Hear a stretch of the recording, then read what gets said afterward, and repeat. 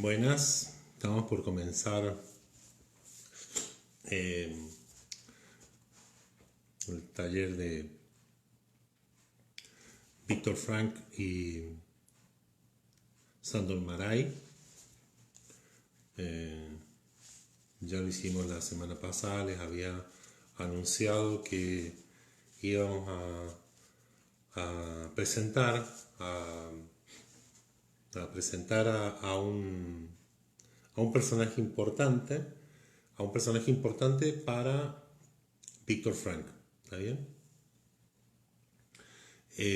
Vamos a presentar un personaje importante para Víctor Frank, como fue Alfred Adler.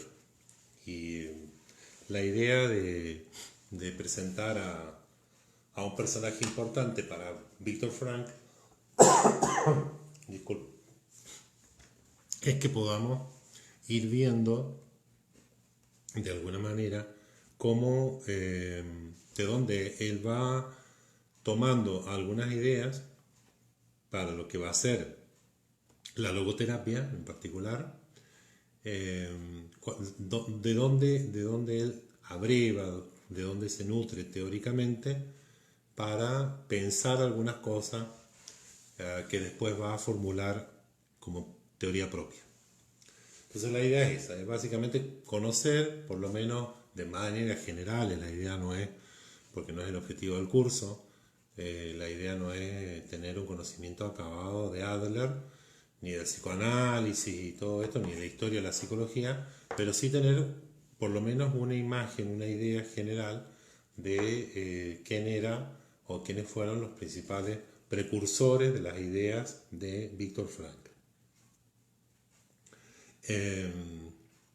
Hay un libro interesante, se llama La Viena, o La Viena en términos de Wittgenstein, o La Viena en tiempos de Freud, que es un texto interesante porque si yo lo tengo en digital se los podría enviar en principio al grupo que hace el taller, pero bueno, ya veremos cómo podemos colocar algunas cosas en línea. Pueden dejar, si alguien quiere, los textos en particular, algunos de los textos, pueden dejar algún correo electrónico y yo les puedo enviar estos textos, no hay problema. El libro este, que era la Viena de Wittgenstein, la Viena de fines del siglo XIX hasta la invasión nazi alemana a Viena y la anexar lo que era el imperio austrohúngaro, es interesante porque Viena era una capital cultural de Europa y especialmente desarrollada las artes, la ciencia.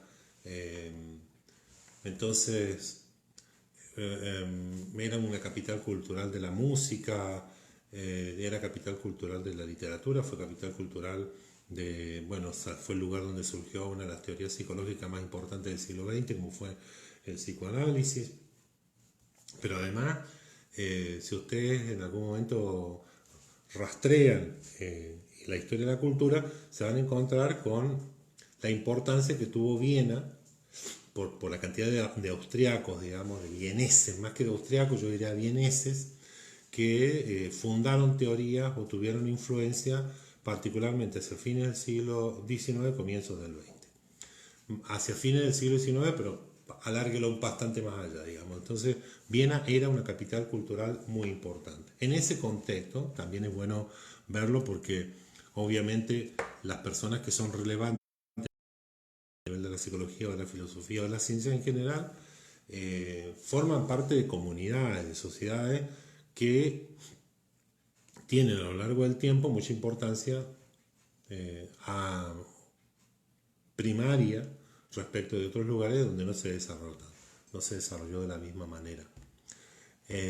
¿Por qué se desarrolló el imperio austrohúngaro de esa manera? ¿O por qué tuvo la relevancia que tuvo?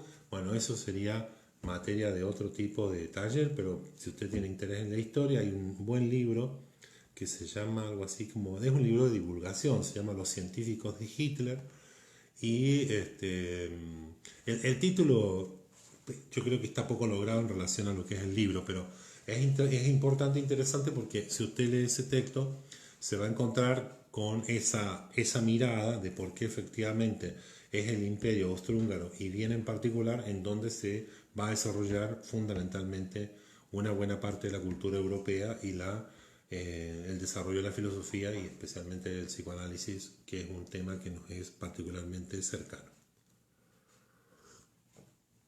Bien, Adler nace a fines del siglo, en la segunda mitad del siglo XIX, 1870, en febrero,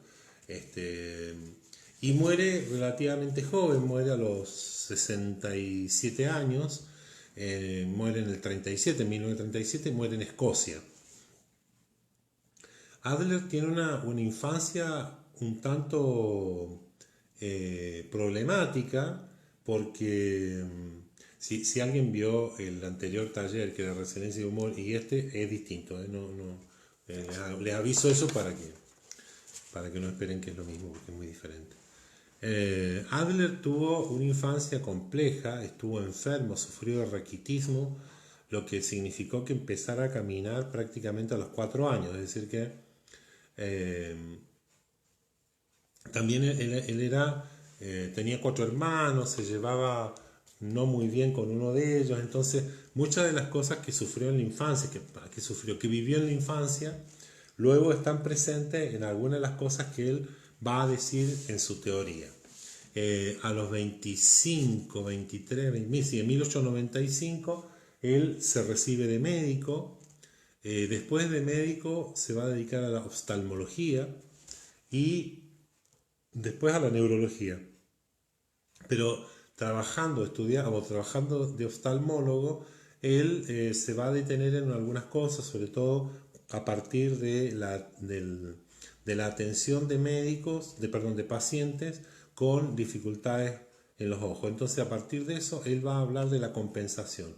¿En qué términos? Él después escribe un libro, creo que alrededor de la misma fecha, sino hacia fines del 1800, ahí muy cercano al fin de siglo, o comienzos del siglo, escribe un libro que se llama la condición de los órganos y la minusvalía física, donde él intenta explicar cómo a partir de ciertas minusvalías, de ciertas dificultades, como puede ser la pérdida de visión, la amputación de un órgano, etc., o la pérdida de algún órgano, se van creando compensaciones. Es decir, a la falta de un órgano hay otro que va a realizar parte de esa tarea mejor o igual, o en las condiciones que sea, pero vamos a tener un órgano que va a compensar la falta del órgano que hemos perdido. Entonces, esta idea de compensación que él empieza a formular a partir de la oftalmología va a ser primordial para lo que luego va a ser su teoría psicológica. Bien. Si ustedes recuerdan, es hacia fines del siglo XIX, Freud había escrito el libro, yo lo tenía listo antes de 1900, pero toma la decisión de publicar la interpretación de los sueños en el 1900, por una cuestión absolutamente,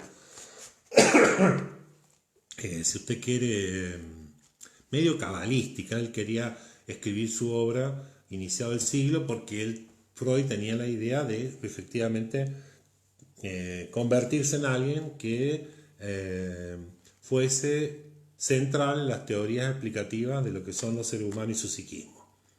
Y entonces publica su libro en 1900, La interpretación de los sueños, y en 1902 Adler toma contacto con Freud, con el psicoanálisis todavía muy incipiente, estamos al inicio del siglo XX, y participa, ya lo había anticipado yo la última vez que nos vimos, la semana pasada, participa en la reunión de los miércoles, que era el grupo selecto de Freud y sus principales seguidores, que se reunían todos los miércoles.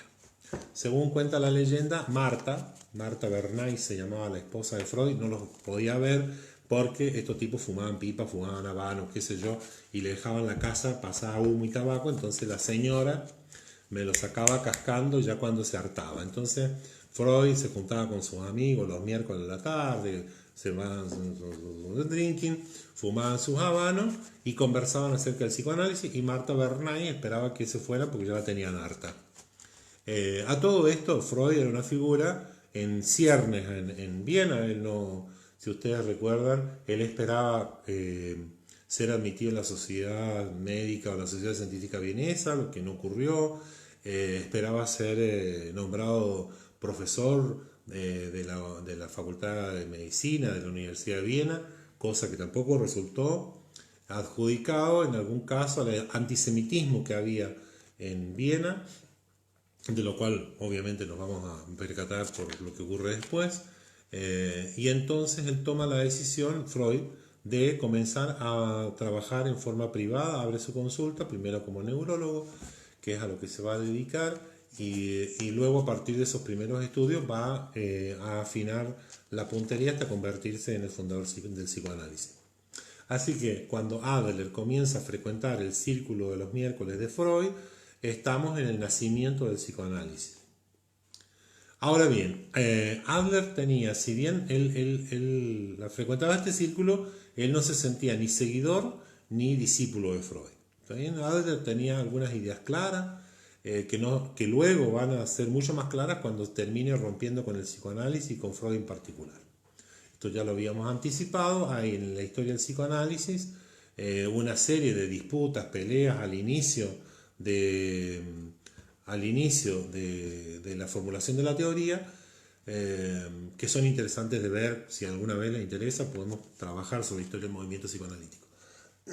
Bueno, Adler tenía, aparte de ser médico, oftalmólogo, neurólogo, provenía de una familia judía, tenía además una vertiente socialista. Él había participado en un movimiento socialista de forma activa, es decir, tenía una determinada postura política frente a las cosas, que era socialista. Lo mismo que Víctor Frank. Víctor Frank también venía de, no sé si del mismo nivel de compromiso o no, pero venía asociado, venía de haber participado en grupos socialistas de inicios del siglo XX. Bien, entonces hasta ahí vamos perfilando la figura de Adler. Con todo esto, si usted tiene en claro la idea política que venía peregrinando Adler, él se inscribía más bien en lo que podría denominarse muy rápidamente una versión humanista del asunto, más que fisicalista o biologicista, que es lo que le va a criticar a Freud en su momento. Y entonces, como él tenía una visión, digámoslo así, socialista, de no solo del hombre, sino de la sociedad en la cual ese hombre vivía, eso va a ser determinante también para luego formular sus teorías. Si usted se acuerda, o si quiere, después lo vamos a recordar, Víctor Frank en algunas cosas es muy parecido a Adler. Después va a ser interesante cuando veamos cómo se separa de Adler y cuáles son sus diferencias, para ir viendo precisamente que si bien va a abrevar, va a tomar algunos conceptos y algunas cosas de Adler y de Freud, después él se aparta. Y lo que hace Frank es crear su propia teoría, pero con estos componentes. Por eso nos interesa saber quién era Adler, qué toma de él, y después cómo se separa y cómo es que llega a la logoterapia, digamos, porque hasta la mitad de su vida, convengamos, hasta que él pasa por los campos de concentración nazi, él no está tan alejado teóricamente de Adler. Luego va a hacerlo mucho más claro cuando esboce y le ponga nombre a su teoría. En principio, Adler sostiene, porque lo que Adler crea, para que usted cuando lo vea lo asocie rápidamente, Adler crea algo que se va a llamar psicología individual, psicología individual, psicología del individuo.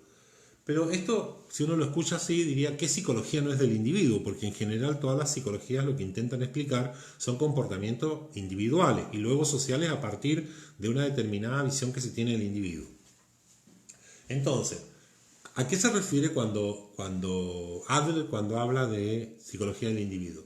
Se refiere básicamente a que el individuo no se puede englobar en ninguna definición. El individuo es uno y debe entenderse por él mismo. Es decir, a lo que Adler está apuntando cuando habla de psicología del individuo es a el peso para entender qué es una vida está en cada uno de los sujetos. No es de la especie. Definitivamente él va a poner el acento en cada uno, en las decisiones que toma cada uno, en la responsabilidad que tiene frente a las metas que se propone y a los caminos que elige para poder llevar a cabo eso que se propone. Bien, entonces en ese sentido Adler habla de individuo. No porque hable de una persona, sino justamente para hacer hincapié en que se trata siempre de una persona y de lo que esa persona es responsable respecto de sí mismo. Bien, entonces las reglas generales de la psicología individual, si bien ayudan a dar cuenta, a mostrar, a pensar lo que es una persona, un individuo, no significa que sean explicaciones completas ni certeras. Y en esto también se va a diferenciar no solo de Freud, sino de algunos sistemas de psicología. Adler va a intentar siempre decir que por más completa que sea una teoría psicológica, lo que es un individuo siempre está más allá de esa teoría. No hay ninguna fórmula que defina a un ser humano en su integridad y para todos los seres humanos. Lo más que llega es a decir lo que es un sujeto y siempre ese sujeto se va a escapar de esa definición que un determinado sistema, un determinado autor, un intelectual puede hacer. ¿En qué momento para Adler se gesta, se crea lo que él va a denominar y va a mostrar como el sentido de la vida? Él va a decir que el momento de la infancia, ¿sí? De la infancia temprana, es el momento en el cual efectivamente se juega todo, se crea todo. Él habla del espíritu creador, de lo que es un niño, el espíritu creador de un niño, que en otros casos se va a llamar, o para otras teorías se llama instinto, impulso, sentimiento, pensamiento. Él habla en esos casos de espíritu creador. Y por otro lado, una segunda cosa que es importante tener en cuenta es que Adler va a negar la idea de causalidad de la vida anímica. ¿Qué significa? Perdón, sí, la idea de causalidad, de la causalidad. ¿Qué significa eso? Un pequeño paréntesis. En el psicoanálisis en particular no hay equívocos, ¿no? Hay lapsus. Es decir, cuando Freud formula, esto también es discutido, pero lo vamos a hacer lo más claro posible. Cuando Freud dice que los lapsus son equivocaciones, pero en realidad cada vez que alguien comete un lapsus, es el inconsciente el que está no solo tras ese lapsus, sino dándole significado y por lo tanto lo que hay que hacer es un trabajo de análisis para descifrar ese lapsus en función del inconsciente. Lo que está diciendo es que si yo en vez de, por ejemplo, decir caja, digo me voy a la casa, digo ups, no, que quise decir caja, eso no es un equívoco para Freud, sino es un lapsus. Y en realidad lo que yo quiero hacer es irme a la casa, pero como tengo un problema allá, evité decir casa y dije caja. ¿Se entiende? Entonces, para Freud en particular y el psicoanálisis en especial, los lapsus van a ser signos a interrogar. Tienen un significado y ese significado es inconsciente y siempre va a depender más o menos de las distintas significaciones que un sujeto le dé a ese lapsus. En el caso de Adler, él dice que no, dice que es una equivocación, un error, nada más. No está diciendo en ningún caso que sea parte de un inconsciente. Si bien Adler habla del inconsciente, ese inconsciente no es el freudiano, no es el psicoanalítico. Lo que él va a decir básicamente es que como la infancia es el momento en el cual se van a gestar los caracteres, la personalidad, el sentido de la vida, aunque usted no lo crea, para él en esa línea es muy importante porque le da una autonomía y un peso fundamental al niño, al infante, ¿no? O sea, cuando él dice que efectivamente un niño tiene creada ya el sentido de su vida, después vamos a ver lo que es el sentido de la vida, pero eso se crea en la infancia. Lo que él está diciendo es que eso puede no ser consciente, yo puedo no saber cómo lo creé, cómo lo hice, cómo se formó en mí, Entonces, pero él no está hablando de un inconsciente reprimido al estilo freudiano, psicoanalítico en particular, sino que él está diciendo que se creó de alguna manera. Yo puedo no ser totalmente, puedo no conocer totalmente cómo se formula, pero eso no es un inconsciente. Se forma a través de las cosas que escucho, de lo que hago, de lo que vuelo, con quién me relaciono. Se va creando una idea, un sentido de la vida en mí desde muy pequeño, pero no es un inconsciente freudiano, sino es una forma de comprensión. No me conozco lo suficiente, pero no está hablando de inconsciente freudiano. Eso como primera cosa que es importante tener en cuenta. Porque después usted se va a dar cuenta, se va a percatar si lee a Viktor Frankl que en ese sentido él es deudor de Adler, no de Freud. Bien, una vez que yo estoy tomando té verde, que está muy rico, te lo recomiendo. Ayuda a la digestión, qué sé yo. A todos los que somos gordos nos ayuda a imaginar que si tomamos té verde vamos a adelgazar, cosa que no es cierto, porque después hay que dejar de comer otras cosas y hacer ejercicio.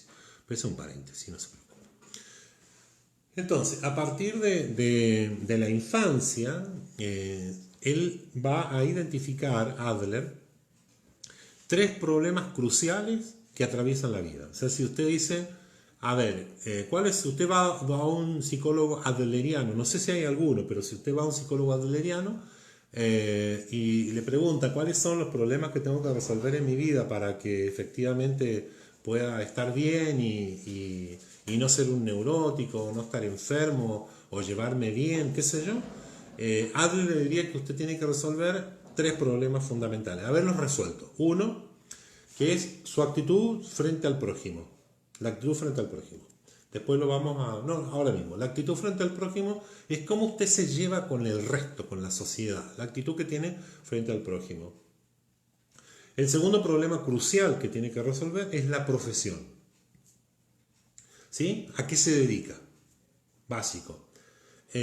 Cuando hablamos de profesión, no en el caso de Adler, porque él hablaba de profesión, del trabajo que usted va a hacer, probablemente él está pensando, pero esto es una interpretación mía, probablemente Adler esté pensando en la idea de trabajo marxista, está pensando en una idea de trabajo productivo. Entonces, tiene sus bemoles para que lo tenga en cuenta. Y el tercer problema crucial es el amor. El amor no en el sentido romántico del término, sino el amor. El amor va a pensarlo él como su relación con el sexo opuesto. ¿Está bien? Tiene algunos textos que hoy día, obviamente, cuando uno lee a Adler, lee a Freud o lee a cualquiera de los que fue creador de las escuelas, corrientes, sistemas, pensamiento psicológico, las cuestiones referidas a la homosexualidad son efectivamente altamente cuestionables lo que están diciendo. Ellos lo ven como un desvío, como una malformación, como una perversión, etc. Pero en general ocurren todos los pensadores de ese momento porque son hijos de su tiempo. Si no hay ninguno, o muy pocos, si es que hay alguno, que piense que las cuestiones que no están heteronormadas vayan a ser simpáticas socialmente.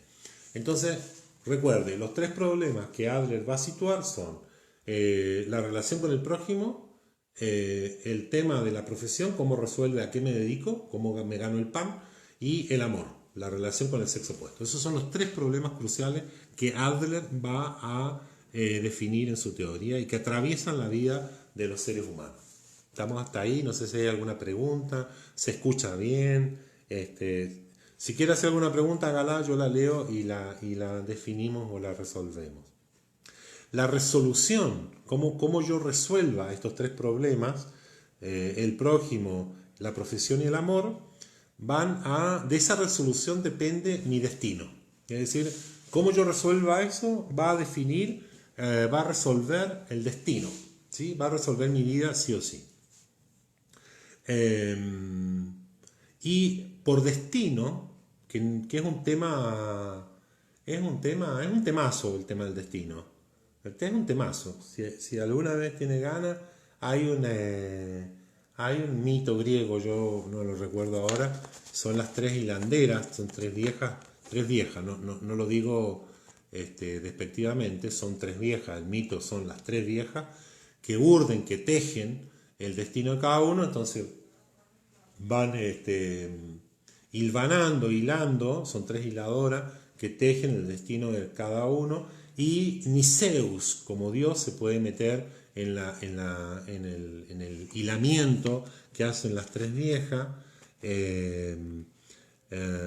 Es casi una cuestión omnipotente. Es decir, el destino es un tema importante, pero para Adler el destino acá tiene que ver con tres cosas también.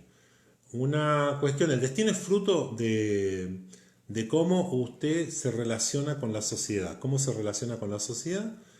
Factores cósmicos, es decir, ambientales, qué sé yo, usted se fue a vivir a Helsinki y entonces después de un tiempo le gusta el frío y su destino es, qué sé yo, sobrevivir al frío. Entonces el factor ambiental va a ser determinante para lo que él entiende acerca del destino.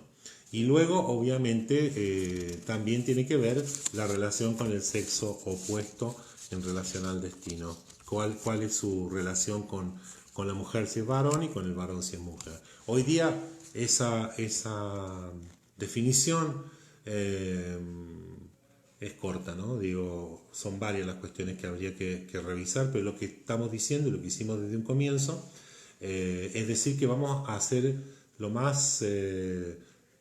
nos vamos a pegar al autor, no vamos a hacer una lectura crítica porque no tiene sentido, no lo conocemos lo suficiente, y recién cuando lo conozcamos, es decir, cuando sepamos que efectivamente quién es Adler, qué es lo que pensaba, podríamos decir yo no creo, no me acuerdo, me parece que no. Pero hasta ahora lo que estamos haciendo es una presentación para que usted tenga claro, básicamente, y repito, de dónde provienen las ideas que luego Viktor Frankl va a desarrollar y cómo llegamos a la logoterapia. Eso es el objetivo.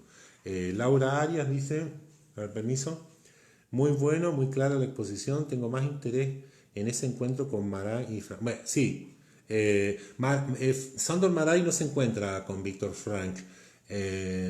Yo lo que quiero hacer después es justamente mostrar por qué elegí Márai y Frankl, pero vas a tener que esperar un par de clases para llegar allá. Vamos a ir hacia allá. Bien. Y luego hay algo que él llama factor exógeno, que no tiene que ver con, si usted quiere, con estos tres grandes problemas, que son el amor, el prójimo y el trabajo.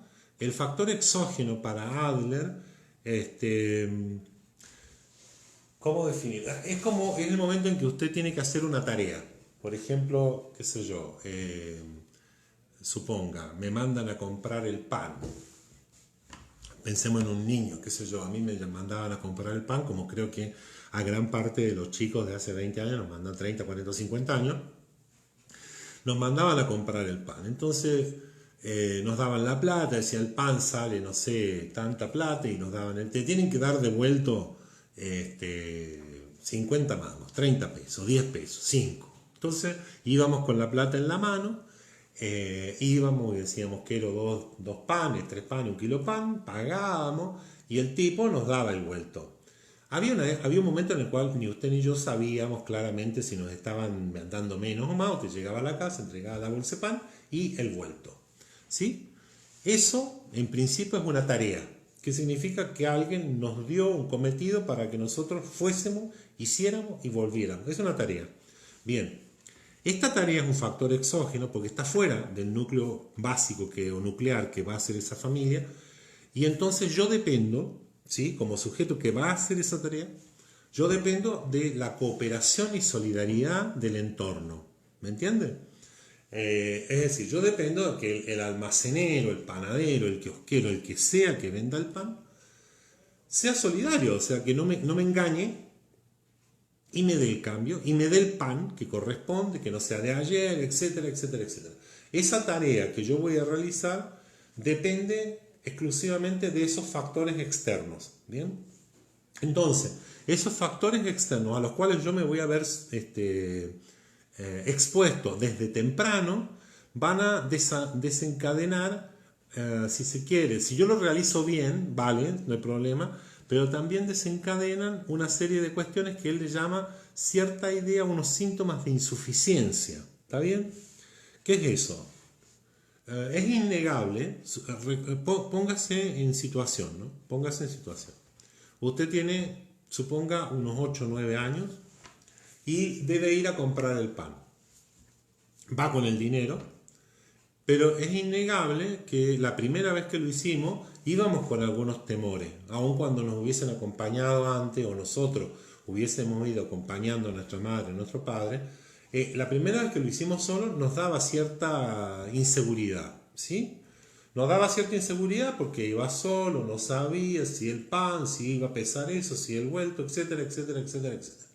Aparte de todas las cosas que podrían haber dicho, no conversa con extraños, anda y volvé, no cruces la calle, qué sé yo, fíjate de ambos lados antes de cruzar. Toda esa serie de consignas nos generaban cierta inseguridad y podrían habernos hecho sentir un síntoma de insuficiencia. Si ese síntoma de insuficiencia, de inseguridad, es muy grande, es muy alto, eso nos genera un descalabro a nivel psíquico, un descalabro psíquico que es justamente lo que va a causar las enfermedades tal y cual lo concibe nuestro amigo Adler. Es decir, psicológicamente usted no se va a enfermar porque la figura paterna o la figura materna, sino por cómo pudo resolver o no estas cuestiones vinculadas a su exposición a factores exógenos. ¿Está bien? Entonces, a lo largo de mi vida, yo voy a ir creciendo, desarrollándome, trabajando, enamorando, estudiando, etc. Y ahí lo que me va a ir creando, recuerda este primer asunto de la insuficiencia o de la descalabro que podría crearme el sentirme inseguro de hacer fuera de la casa. Ahí está, volvió. Bueno, estamos conectados, se había desconectado. Laura Arias, muy bueno, muy claro, no te puedo ver, hay rayas. Beatriz Rapela, estas son canas, Beatriz, no son rayas. ¿Se ven? Graciela Ludueña, todo bien, gracias Graciela. Gracias Graciela. Graciela Oviedo, qué bueno que está esta charla. Bueno, Graciela Oviedo, me alegro que te guste. Laura Arias, gracias. ¿Vale? Bien. Entonces, estas primeras experiencias de insuficiencia, de inseguridad, podrían llegar a determinar mis dificultades para la convivencia. ¿Está bien? Esa dificultad para la convivencia, para que un sujeto esté curado, Adler va a decir que yo necesito curarme de mi incapacidad para convivir. ¿Está bien? O sea, voy a tratar de, este es mi machete, voy a tratar de aclararme. Hay una ecuación que plantea lo que yo identifico en él, no sé si él la plantea como una ecuación, que es, primero, una situación cualquiera. Por ejemplo, retomemos la de ir a comprar el pan. Es una situación, ¿cierto? Bien. Ante esa situación, yo puedo tener indicaciones correctas y hacerlo bien. ¿Vale? Me dicen de comprar el pan, yo agarro la bolsita, el dinero, me voy. Voy a tener una cierta fluctuación de seguridad, me voy a sentir un poco inseguro, pero a esa tarea la hice bien. Entonces, si bien tuve inseguridad, pero la hice bien, entonces vuelvo y me dicen, che, qué bien, va a comprar el pan solo, qué bien, qué bien. Entonces, allí mi inseguridad recibe un aliento de la contraparte que me dio la tarea y yo me siento relativamente bien y fortalecido. Puedo recibir instrucciones que son confusas. Por ejemplo, anda a comprar el pan y me dicen ¿dónde? ¿Dónde siempre? Y voy donde siempre, pero allí no había pan. Entonces no sé muy bien y termino yendo media cuadra más allá, compro un pan, vuelvo a casa, no es el pan que suelen comprar y entonces me regañan. Mi inseguridad, la que ya yo sentía por ir, se ve incrementada por lo que me van a decir. Lo hiciste mal, pero no se te puede mandar a comprar, bla, bla. Y entonces se va creando una una reacción en mí que es inadecuada. ¿Bien?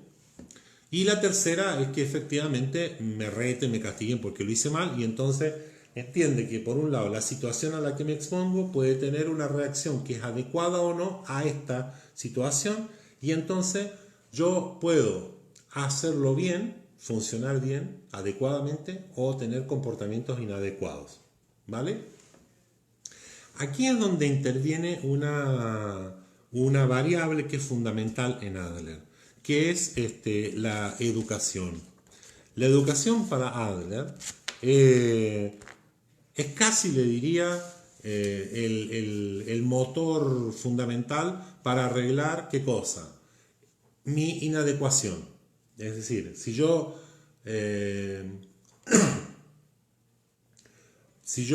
de la situación a las que me pongo tengo más comportamientos inadecuados que adecuados, voy creándome se va fortaleciendo en mí un sentimiento de inferioridad, ¿sí? De sentirme inseguro, no lo puedo hacer, no sé cómo hacerlo, todo me sale mal, bien, entonces voy creando o se va creando y fortaleciendo en mí un sentimiento de inferioridad. Hay dos emociones básicas, sentimientos o estados emocionales que para Adler son fundamentales. Un sentimiento que es el sentimiento de inferioridad y el de superioridad. ¿Está bien? Los dos están presentes en mí. ¿De qué va a depender que uno u otro prevalezcan? De las situaciones a las que me veo expuesto, de lo que me dice mi entorno próximo y de cómo mis comportamientos se adecúan o no se adecúan a esa situación. ¿Vale? De la mayor cantidad de adecuaciones se fortalece mi sentimiento de superioridad, de más errores se fortalece mi sentimiento de inseguridad o de inferioridad. La educación lo que va a hacer, o la misión de la educación, es primero ser una influencia favorable, es decir, intentar corregir, ¿sí?, esta inadecuación en mis comportamientos. Ese es el papel de la educación. No tanto, ponga atención en esto porque es importante, no tanto la educación no tiene tanto como papel enseñarme matemáticas, etcétera. También eso, porque si había algo que el Imperio Austrohúngaro tenía sumamente desarrollado, era la vía de los institutos y de la educación formal. Entonces, no eso, pero la educación lo que va a intentar es que si yo llego con una caterva de comportamientos inadecuados frente a situaciones, lo que va a hacer la educación es regular eso, es decir, intentar que disminuyan o enmendar mis desenvolvimientos equivocados. ¿Me entiende? Es decir, que lo que está intentando hacer Adler es decir que la educación tiene un valor fundamental como un valor sanitario, ¿sí? No hay que olvidar que Adler es uno de los fundadores, si no el fundador o uno de los más importantes autores respecto a lo que va a ser la salud preventiva, es decir, que lo que él está intentando hacer, porque lo que hay que ver detrás de esto, de estas cosas que hasta ahora yo he dicho, es que Adler le da un peso fundamental a la sociedad, ¿no? Yo no soy fruto únicamente de la carga genética que traigo, de mi casa, de mis padres, etcétera, sino que gran parte del asunto se va a jugar en mi relación con la comunidad, con la sociedad, con las personas con las cuales yo me rodeo. Entonces, el indicador de sanidad, el indicador de salud, el indicador de, si usted quiere, de felicidad, va a ser justamente cómo yo me llevo con mi comunidad, con mi sociedad. Entonces, la educación lo que va a intentar hacer es que si yo tengo comportamiento inadecuado, suponga que, qué sé yo a partir de ir a comprar el pan, de equivocarme significativamente muchas veces, por alguna razón, vamos a decir bastante tontamente, terminé siendo un delincuente. Entonces el desafío de la educación es corregir ese comportamiento inadecuado, no fortalecer que sigo siendo un delincuente, sino justamente reinsertarme. ¿Para qué? Para que efectivamente encuentre una profesión que me permita, de nuevo recuerden los tres problemas fundamentales. La educación lo que va a tener que hacer como tarea fundamental es permitirme a mí encontrar un oficio, por lo tanto resolver el problema de qué voy a hacer de mi vida en términos productivos, establecer una relación amorosa, ¿sí? Lo vamos a poner así en términos modernos, con Adler sería seguramente casarme y tener hijos, pero vamos a ponerlo en esos términos. Y en tercer lugar, reacondicionar mi relación con la sociedad y con el prójimo. Bien, eso va a ser fundamental el papel de la educación.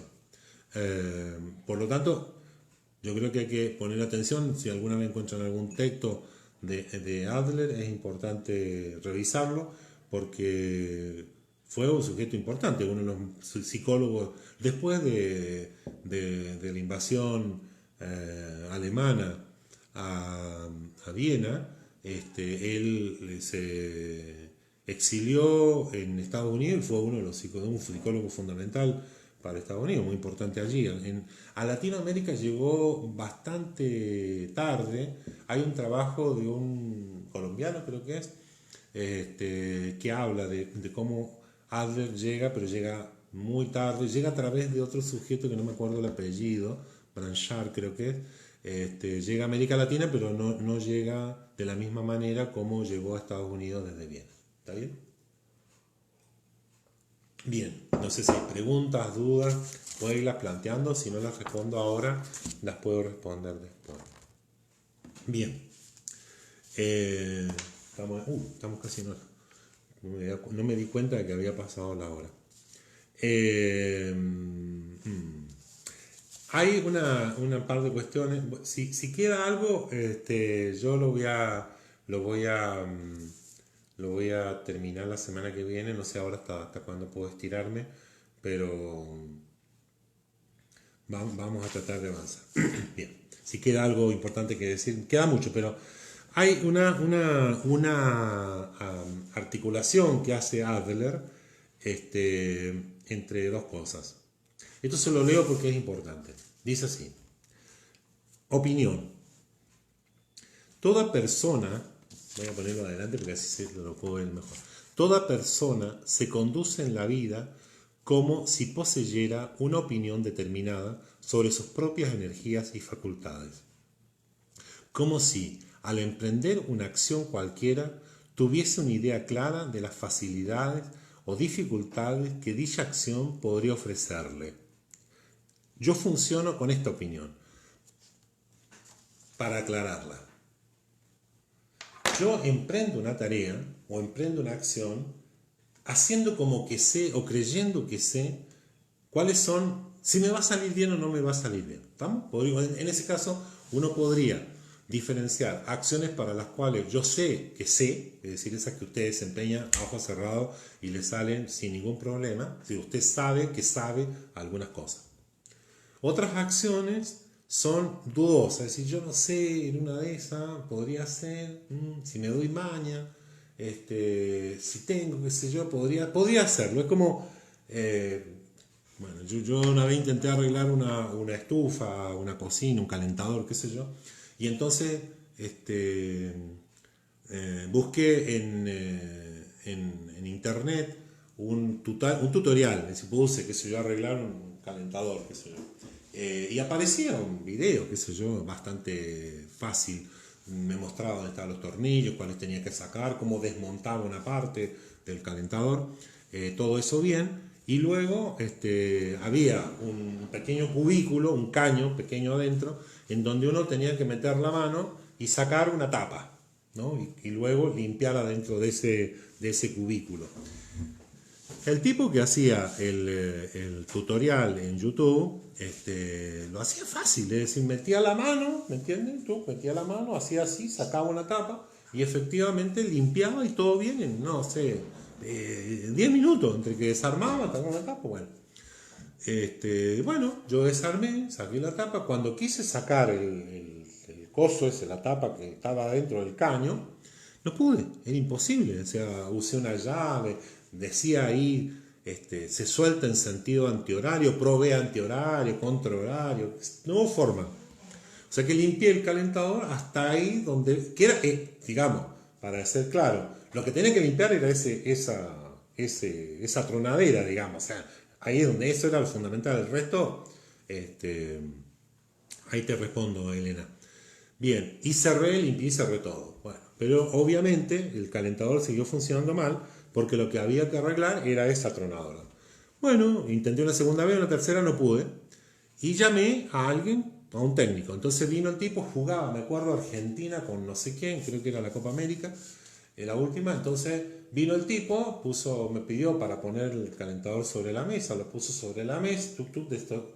Yo miraba el partido, en un momento miro lo que hace y él tiene todo el calentador destripado, es decir, no quedaba nada, que es un par de fierritos en la base, nada. Había desarmado todo el calentador en 4 minutos, 5.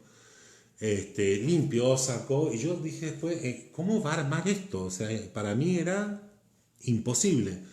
Luego, entre que charlábamos y me decía quién gana, quién pierde, el gol juega fulano, fue armando y tú terminó y tú es todo eso armado, limpio y desarmado en 15-20 minutos. Él no tenía ninguna duda de lo que estaba haciendo. Entonces, él sabía lo que sabía y lo sabía. Es decir, esto parece un trabalengua, pero él ciertamente no tenía ninguna duda de lo que estaba haciendo, ¿vale? Y luego hay cosas que usted no haría simplemente porque no las sabe. Entonces tenemos 3 grupos de situaciones o de acciones para esta opinión. Yo me enfrento a las situaciones creyendo que sé. Tengo un determinado conocimiento respecto a lo que va a pasar y lo que estoy haciendo y si me va a ir bien o no. Voy a leer lo que dice Elena Sánchez. Creo en los lapsus, qué bueno saber cómo la educación incide en la inseguridad y en otros aspectos. Sí, sobre la creencia en los lapsus, sí, no es una creencia, Elena, porque existen, digamos. El tema es cómo los explicamos, que hay tal vez la diferencia. Un lapso no es materia de creencia porque uno lo tiene, qué sé yo, de nuevo, todos lo vemos diariamente. El tema es cómo los explicamos y esa es la diferencia que hay entre Freud y Adler. Entonces, cuando yo tengo una opinión respecto de lo que estoy haciendo, si lo sé hacer, no lo sé hacer o lo sé a medias, que es esta definición que acabamos de leer de Adler, yo voy a recibir, suponga que yo creo que sé hacer limpiar un calentador y entonces lo desarmo, lo destripo entero y después cuando quiero volverlo a armar no puedo porque efectivamente se me perdieron los tornillos, saqué una cosa y no sé cómo ponerla, etcétera, etcétera, y queda destripado el artefacto sobre mi mesa. Usted conocerá un montón de estas situaciones donde alguien dice yo lo arreglo y termina sin poder volver a armar aquello que desarmó.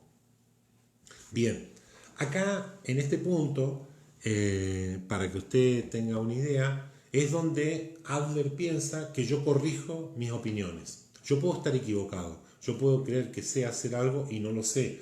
¿Qué me va a llevar a darme cuenta si lo sé hacer o no? Justamente si puedo desarmar el calentador, limpiarlo y volverlo a armar. Si no lo hago, efectivamente tengo que corregir mi opinión. ¿Me entiende? Yo no puedo avanzar, si se quiere, con una opinión incorrecta porque eso lo que va a significar es que mis comportamientos sean inadecuados. Y por lo tanto, los reguladores de mis comportamientos van a ser la sociedad a la cual pertenezco y evidentemente las tareas que yo me lanzo a realizar.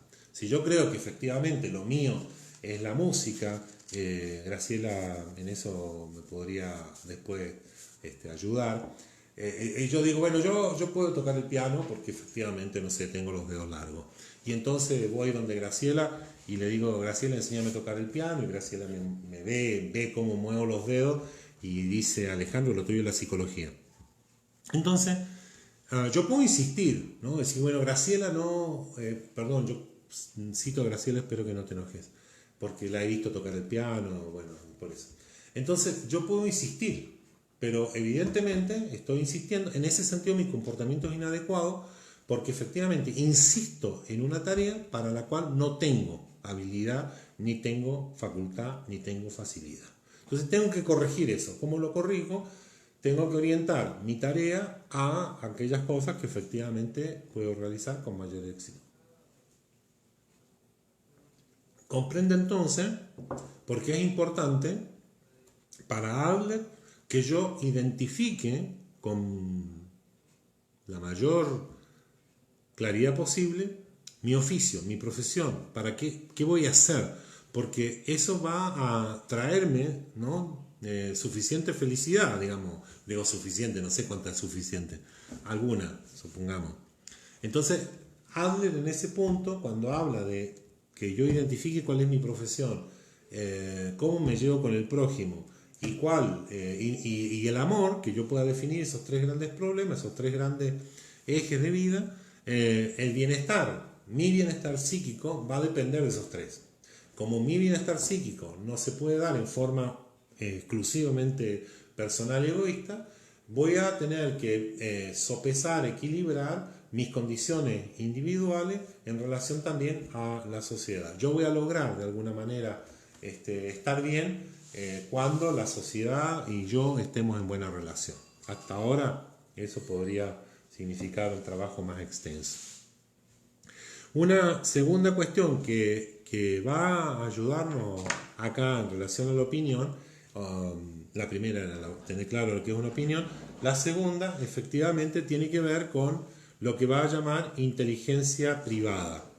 ¿Qué es la inteligencia privada? No es ni inteligencia emocional ni ninguna vez.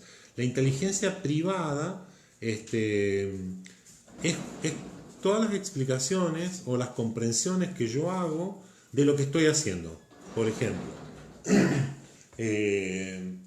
voy donde Graciela, de nuevo, Graciela, te voy a nombrar por segunda y última vez.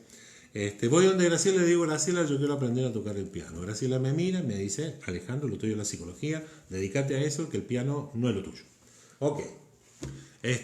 Y entonces yo me voy a dar una explicación, voy a decir, no, lo que pasa es que a lo mejor Graciela no estaba en su mejor día, no, es que el piano, no, viste, el blanco y el negro de las teclas no me aviene, si fueran de otro color tal vez sería bueno, estaba desafinado, el lugar donde estaba, había mucha humedad, había mucho frío, era aquel día calor. Todas esas explicaciones, todo ese mundo de excusas que puedo ponerme en algún sentido para explicar mis comportamientos inadecuados, él los va a llamar inteligencia privada. O bien, cuando hago bien las cosas, lo voy a llamar, ¿no? ¿Por qué lo hice bien? Bueno, porque yo lo sé hacer, etcétera, etcétera. Lo va a llamar inteligencia privada. Hay una comprensión que Adler tiene. Yo les pido 5 minutos para cerrar, si no los molesto, y termino. Va a pensar los seres humanos en función de dos grandes movimientos. Primero, la idea de movimiento está en él, ¿no? La idea de movimiento tiene que ver con el sentido de la vida. Todo lo que está hablando, todo lo que está intentando decir Adler, es que yo tengo un plan de vida, tengo un sentido de la vida, tengo una comprensión de cómo soy yo y cómo deben ser las cosas. Esa comprensión de cómo soy yo y cómo deben ser las cosas es lo que se funda en la infancia y que yo luego voy llevando a cabo. Tengo una suerte de plan trazado, ¿no? Ese plan trazado es desde la infancia y de ahí en más. Ese plan trazado puede estar compuesto por comportamientos inadecuados o adecuados. La educación lo que hace es corregir los inadecuados y convertirlos en adecuados. ¿Está bien? No te preocupes, Elena, por el apellido, no hay problema. Sí, te entiendo perfectamente. No es un problema de comunicación, está bien. Se escribe Freud, F-R-E-U-D. Así que no te hagas drama porque no lo escribes así. Sabemos de quién estás hablando. Tampoco nos vamos a poner en exquisito. Está bien. Entendemos a quién te refieres, así que no hay problema. Para mí no hay problema. Bien. Pero hay, bueno, sí, tenés razón. Está bien. Pero digo tener razón porque entiendo lo que estás diciendo. No es tener razón para no continuar lo que empezaste. Y entonces, se me fue. Este trazado, ¿sí?, va a moverse, o yo me voy a mover en base a dos grandes estados. Esto que denominábamos en su momento la insuficiencia, que va a dar origen a un sentimiento de inferioridad o a un sentimiento de superioridad. Ambos son dañinos para la comunidad. Y la comunidad, a su vez, la sociedad, vía la educación, debiese ayudarme a regular esto. Si me creo superior, si yo digo, bueno, dentro de esta inteligencia privada, a la cual alude Adler, si yo digo, bueno, yo lo sé, disculpame, pero mira, yo para mí desarmar un calentador no es cosa del otro mundo, yo dame un destornillador y una llave y yo lo hago, y, y creo que efectivamente no tengo que aprender nada, no tengo que dar explicaciones y me creo súper inteligente, etcétera, etcétera, etcétera. Todo eso va en contra de la comunidad y voy a provocar daño. Entonces, el sentimiento de inferioridad es también dañino porque no soy útil a la comunidad o no soy útil a la sociedad. Entonces, voy a hacer mi trabajo o lo voy a hacer mal por superioridad o lo voy a hacer mal por inferioridad. Todo ese proceso de adecuación es de la educación. No puedo leer los mensajes que mandan por WhatsApp. Después los leo y los respondo. Espero que estén escuchando todos los que están en el WhatsApp. Bien. Y lo que en nosotros influye son los actos concretos, no la opinión que nosotros tenemos de ellos. Es decir, en este sentido está bueno porque Adler, Adler lo que hace es darle un peso fundamental a la tarea, a lo que voy a hacer, ¿se entiende? Digo, yo puedo pensar que soy buena esquiando, pero si nunca me puse un par de esquíes, y nunca un bastón, y nunca me fui a la nieve, y nunca me tiré, y nunca aprendí, no tengo nada que hacer. El indicador, lo que me va a sostener en la idea, en la opinión, o lo que lo va a modificar, es el acto, el hecho concreto, si lo hice o no lo hice. Entonces, también es bueno eso porque de pronto los seres humanos tenemos más ideas que tareas. Y lo que modifica una idea o una opinión es la tarea. Si la hice o no la hice. Yo me puedo deshacer en explicaciones acerca de por qué no lo hice o por qué me salió mal. Pero, de nuevo, serían los contenidos de una inteligencia privada. Yo me puedo deshacer en explicaciones. Pero si yo quiero hacer bien una tarea, tengo que adecuarme, tengo que aprender a hacerla. Y para aprender a hacerla, de nuevo, la educación va a ser fundamental. Una cuestión que está presente, ya lo dijimos, en muchos de los pensadores de fin de siglo, del fin del siglo XIX, qué terrible. Uno dice fin de siglo como si todos estuviésemos, claro que vivimos el XX. En fines del siglo XIX y comienzos del XX, las teorías que van a tener alguna visión antropológica van a estar marcadas por la evolución, por las teorías darwinianas, etc. Entonces mucho del anhelo de perfección que hay en Adler va a salir de las adecuaciones que él hace de la teoría darwiniana. En todo caso, lo que está pensando él, me parece, es que nosotros tenemos una tendencia, una tendencia, una fuerza que nos lleva a la superación. Por lo tanto, nos va a permitir pasar de situaciones donde prima a lo mejor el sentimiento de inferioridad a otras en las cuales podemos resolver con éxito alguna situación. ¿De qué va a depender que podamos resolver con éxito alguna situación? Va a ser, ahí se me caía todo. Va a ser de la capacidad que tengamos de pedir ayuda, de la habilidad que tengamos para desarrollar la tarea, de la disposición que tenemos a aceptar esa ayuda, de cuánto transformamos a partir de nuestra tarea nuestras opiniones, de cómo modificamos nuestra inteligencia interna o privada, de cómo adaptamos nuestras opiniones a los nuevos desafíos que los hechos concretos nos ponen, etc. O sea, si usted lo pone en términos de lo que hoy día es la cuarentena, es cuánto de lo que está pasando concretamente, es decir, de quedarnos en la casa, de estar allí, de muchas veces si hay personas que están solas, o de otras que están acompañadas, pero cuánto de la situación concreta que estamos viviendo modifica las ideas que teníamos acerca de lo que es una cuarentena, o cuánto de eso modifica las ideas o las opiniones que teníamos acerca de nosotros mismos. Entonces entienda que los actos, las tareas, los hechos concretos a los cuales nos vemos expuestos porque están ahí, usted no los puede evitar, cuánto de eso modifica nuestras percepciones internas, y entonces corregimos muchas de las cosas que son de inteligencia privada. Bueno, eso sería por ahora. La idea, como les expliqué en un comienzo, era presentar a Alfred Adler, médico vienés, para que pudiésemos comprender mejor algunas de las proposiciones que tiene Viktor Frankl. En principio eso. La semana que viene vamos a trabajar sobre un par de textos, sobre algunos textos. Voy a intentar mostrarle cuáles son las ideas que Viktor Frankl está gestando de joven, para ir por lo menos hasta el momento en que entra, que lo llevan al campo, que es deportado, que es en el 45, hasta dónde llega. Vamos a intentar mostrar algunas de las cosas en las cuales está pensando. Esto ya es específicamente para el grupo del taller de Maray y de Frankl. Algunas de las cosas que yo les pude enviar, el texto ese de los 2 artículos sobre los jóvenes, usted va a ver que hay mucho de lo que está diciendo allí que está vinculado con lo que Adler propone.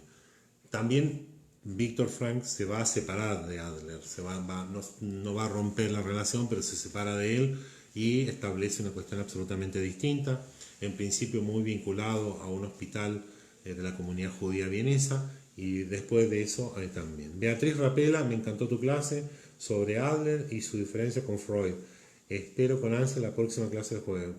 Yo también, Beatriz.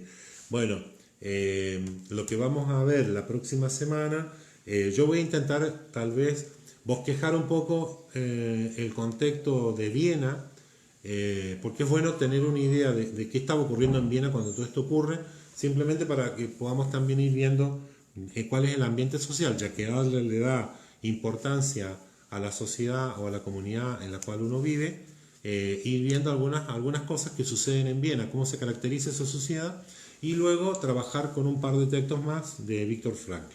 Eso la semana que viene, para que podamos irnos acercando cada vez más a la logoterapia de Viktor Frankl. Muchas gracias, que tengan buen día y que pasen buena Semana Santa.